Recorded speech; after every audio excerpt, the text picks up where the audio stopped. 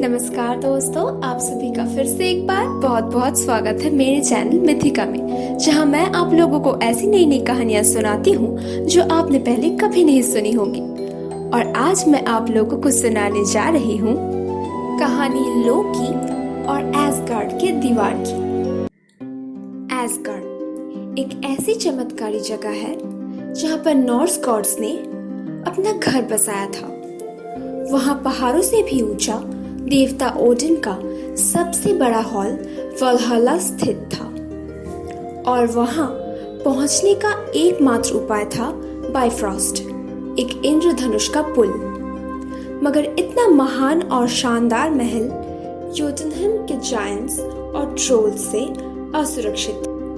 उन्हें ये देवताएं पसंद नहीं थे और वो बस ये मौका ढूंढते थे कि इन्हें तबाह कैसे किया जाए।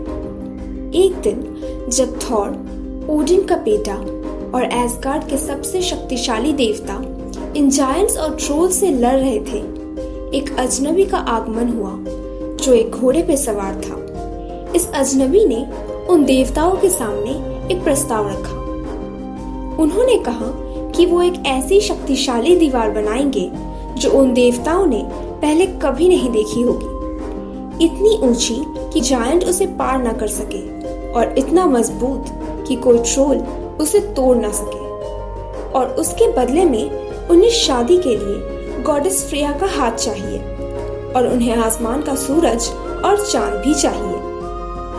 देवताएं उनकी ये मांग सुनकर अचंभित रह गए और वो उन्हें मना करने ही वाले थे कि लोकी ने उन्हें रोक लिया। उन्होंने मन ही मन एक योजना बनाई थी। उन्होंने देवताओं से कहा कि वो उस अजनबी के प्रस्ताव को मान ले, मगर ऐसी कठिन शर्तें रखी कि वो उस दीवार को वक्त रहते पूरा कर ही न पाए। इस तरह उन्हें उस अजनबी को कुछ देना भी नहीं पड़ेगा और ज्यादातर दीवार तब तक बन भी चुकी होगी। देवी फ्रेया को ये योजना बिल्कुल भी पसंद नहीं आई, लेकिन ओडिन और बाकी देवताएं मान गए और उन्होंने उस अजनबी के साथ सौदा पक्का कर लिया। उससे कहा गया कि उसे सर्दी का बस एक मौसम दिया जाएगा उस दीवार को पूरा करने के लिए। गर्मी का मौसम शुरू होने से पहले अगर दीवार के किसी भी हिस्से का निर्माण बाकी रह गया तो उसे खाली हाथ वहां से लौटा दिया जाएगा और उसे ये पूरी दीवार अकेले ही बनानी होगी। कोई दूसरा व्यक्ति उसकी मदद नहीं कर सकता। देवताओं ने उस अजनबी से वादा किया कि जब तक वो यहाँ रहेंगे एसगार्ड में उन्हें पूरी सुरक्षा दी जाएगी। अगले दिन सुबह होते ही उस अजनबी ने अपना काम शुरू किया और हैरान कर देने वाले गति से उस दीवार का नींव खोदना चालू कर दिया। और जैसे ही रात हुई वो अपने घोड़े पे सवार होकर पहाड़ों की ओर चला गया, पत्थरों की खोज में। अगले दिन सुबह जब देवताओं ने उसे देखा तो वो चिंता में पड़ गए। शर्त के अनुसार कोई दूसरा व्यक्ति उसकी मदद नहीं कर रहा था, मगर उसका घोड़ा अपने साथ पत्थरों का एक विशाल ढेर लेकर आया था, जिसकी वजह से जहां से वो चल रहा था उसके पीछे खाई बन जा रही थी। सर्दियों का मौसम आया और चला गया। वो अजनबी दीवार बनाता गया और उसका घोड़ा पत्थर लाता गया। बरसात या बर्फीला तूफान भी उसके काम को रोक नहीं पाई। अब गर्मी आने में बस 3 दिन बाकी थे और वो पर्वत समान ऊंचा दीवार लगभग बन ही चुका था। बस उस दीवार के आर पार जाने के लिए एक दरवाजा बनाना बाकी रह गया था। देवताएं चिंता में पड़ गए। वो सिर्फ देवी फ्रेया को ही नहीं खोने वाले थे। सूरज और चांद के बिना एसगार्ड पूरी तरह से अंधेरे में डूबने वाला था।